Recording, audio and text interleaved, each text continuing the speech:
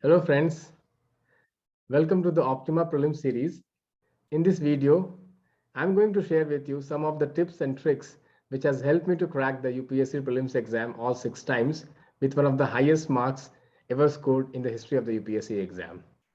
And this trick is how to analyze the current events, how to analyze newspapers, and how to predict questions from the current events.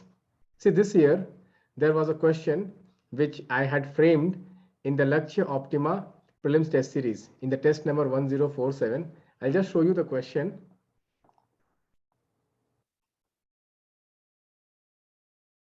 So this was the question which I had framed in LAQSHYA Optima 2021 test number 1047. And the question was, due to COVID pandemic, the state which was losing relevance in the wake of globalization has returned with a thundering noise. Consider the following statements: constitution, territory, government, sovereignty. Which of the above is considered an element of the state? We all know that state comprises of first the sovereign authority, second a territory, third the government, and fourth the people who live in the territory. These are the four elements of state, and on that basis, on that concept, this question I had framed. Let me explain to you why I had given this question in the prelims test series. Because in the last year, if you see, there was COVID pandemic going on and most of the countries were closing their borders. Okay. And there were restrictions on travel, and throughout world, the state got a lot of power. They enacted laws in order to curb the movement of citizens, movement of people across the border. And the trend which was going in the last 30 years of the globalization, where borders were becoming irrelevant, was going back. We are going back to 1980s, 1970s, where the state borders played a very big role.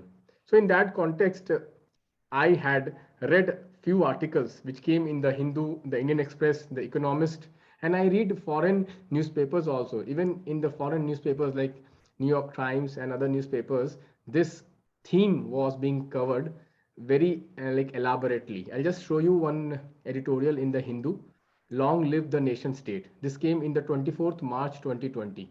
So I had was tracking this news, and I had framed this question both for the mains, and I had framed this question in the prelims power play also, and I used this question in the prelims Optima test series also. And I was surprised to see the same question came in the final exam by the UPSC. The same question was framed as the UPSC, and the concept of state, not also any different question. They did not ask anything which is tangential. They directly asked the same question, concept of state. You see this, you read the question number 17, which was the UPSC 2021 prelims question. Which one of the following best defines the term state? A community of persons permanently occupying a definite territory, independent of external control, and possessing an organized government. So we all know that this is, if you see this explanation, okay, what is the elements of state? So state element, I told you, it has an sovereign authority. So independent of external control is nothing but sovereign authority. It has a territory, it has a people, community of people, and it has an organized government. So option A is the answer. So we can see UPSC exam is not tough. It is about which material you are reading, if you are reading the right material, if you are solving the right test series. See, many of the candidate, okay, solve many test series. Many people, they solve 100 test series, 200 test series, and then also they fail to crack prelims. You know, today only I got a call from someone, and he said that he has joined some test series, and every day they are giving them 50 questions, 60 questions to practice. I just, I'm surprised that if you solve daily 50 or 100 questions daily, when is the time to study? When is the time to analyze? When is the time to think? Okay.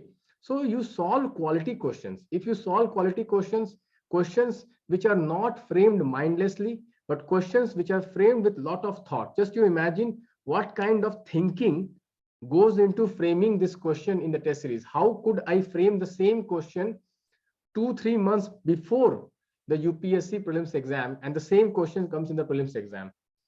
The reason is I analyze the current events and I frame questions as per the demand of the UPSC in that year.